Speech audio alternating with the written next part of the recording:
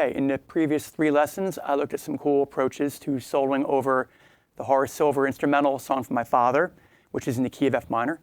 And that got me to thinking about another cool song that's also in F minor, another jazz instrumental, also from the early 60s, Cantaloupe Island by Herbie Hancock. You know, the great Herbie Hancock. Most people know him from Rocket, but he was a brilliant jazz musician. And he had this song, Cantaloupe Island, that he featured on his 1964 album, Empyrean Isles, which featured the great trumpeter Freddie Hubbard, and classic rhythm section of Ron Carter on acoustic bass, and Tony Williams on drums.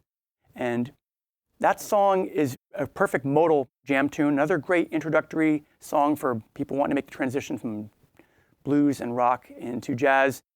Each chord is held for minimum 4 bars, so you get lots of time to hang out on each chord and dig inside it.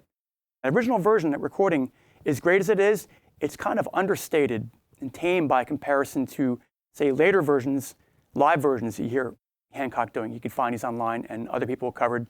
Pat Metheny did a great version, covered. So did violinist Jean-Luc Ponty. And one day while surfing the internet, I came across a really cool live video from a jazz festival. It looked like it was in Japan, something in 1991. And it was like an updated, turbocharged version of Cantaloupe Island. It was Herbie Hancock on piano with, this time, the great Wayne Shorter on soprano saxophone, and the electric rhythm section of Omar Hakim on drums, and the legendary Stanley Clarke on electric bass, showing off his signature slap and pop style. So on that version, they kind of kick it into a double time feel. And this is the version I really love to solo over because it's got a driving groove and it kind of makes you want to just jam on it and dig into it rhythmically. So I'd like to show you a cool guitar adaptation I did of the foundational piano part arranged for guitar. Not the melody, you're gonna have to figure that out on your own for copyright reasons and whatnot. So here is the groove to Cantaloupe Island, and then later I'll show you some cool soloing ideas for it.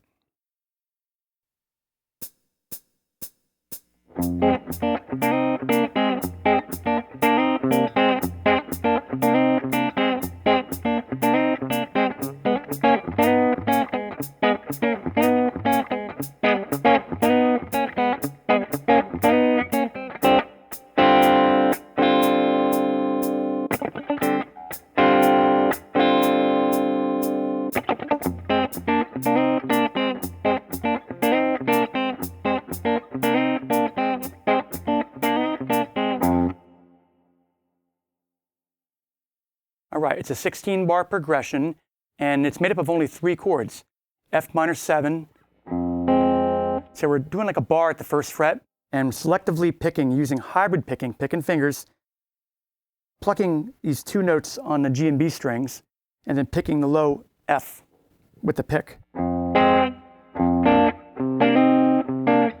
So you got this thing going on. And then the bass goes from F to C, the 5th.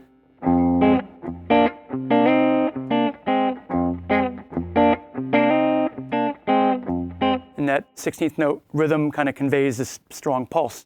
So you bar at the first fret, and then you use a ring and pinky to play the notes at the 3rd fret. Then the bar shifts up to the 3rd position. And you do a quick grace note hammer-on from the 3rd fret on the G and B strings up to the 5th and 4th frets, respectively. Then back down, you're barring the rest of the notes.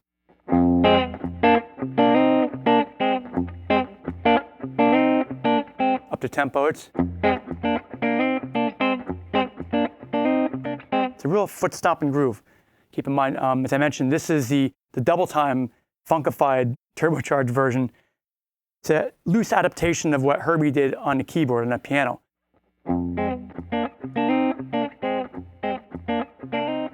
Four times. And then we go to D flat 9 in bar 2.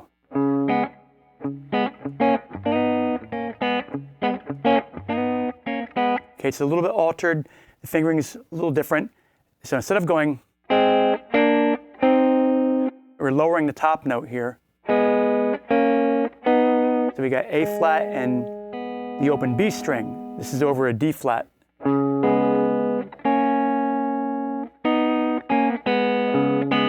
And that creates a cool D flat 9 sound. That's the implied sound. Okay. The bass does a similar move. You notice on the first chord, I was going from the root, kind of like the root fifth movement that we looked at in Song for My Father in the previous lesson. Now we're going D flat and this syncopated rhythm.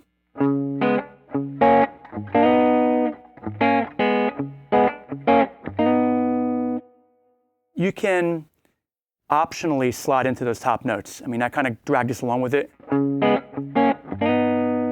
then there's like a little ghost note on B3.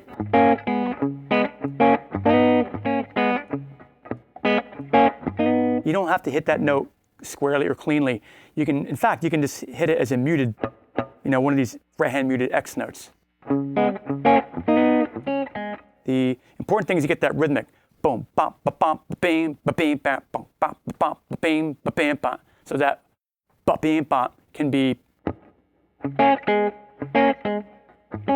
The finger doesn't have to be precise. So it's not that hard to do once you work it out.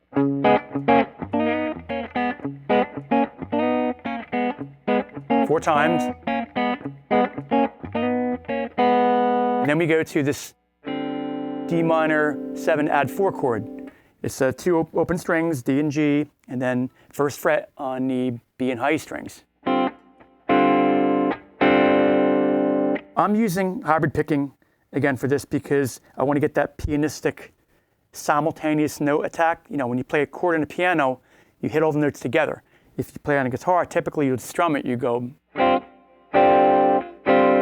could do that, but keep in mind, anytime you strum, you're actually doing technically you're doing a quick arpeggio. You're going, right?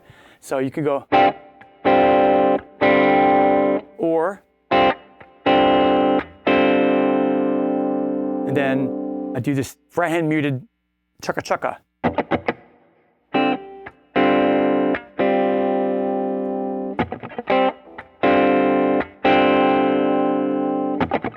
Obviously, Herbie didn't do that on the piano. That's my interpretation.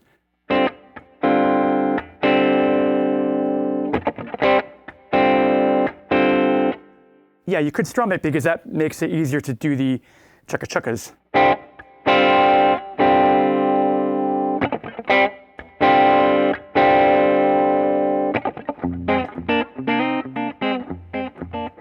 Then it ends with 4 bars in F minor.